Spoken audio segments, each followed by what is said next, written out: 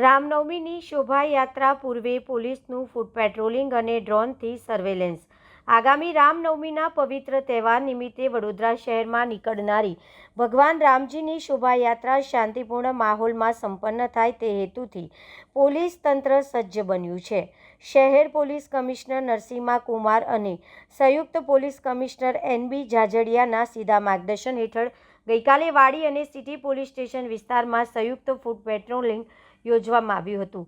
Zone 3ના નાયબ police commissioner અભિષેક ગુપ્તાની અધ્યક્ષતામાં યોજાયેલ આ પેટ્રોલિંગમાં ACP, PI સહિત પોલીસ સ્ટાફ અને SRPFના જવાનો મોટી સંખ્યામાં જોડાયા હતા। સુરક્ષા દળોએ રણમુક્તેશ્વર મંદિરથી શરૂ કરી વિહાર, 4 રસ્તા, નાની શાક market, Chokhandi, Mughal restaurant, Gendi gate, Mandvi અને MG રોડ થઈ લહેરીપુરા દરવાજા સુધીના સમગ્ર રૂટનું નિરીક્ષણ કર્યું હતું। ખાસ કરીને સંવેદનશીલ વિસ્તારમાં સુરક્ષા સુનિશ્ચિત કરવા માટે ડ્રોન કેમેરા દ્વારા આધુનિક સર્વેલન્સ કરવામાં આવ્યું હતું અને ઊંચી ઇમારતો પર ધાબા ચેકિંગ પણ હાથ ધરાયું હતું।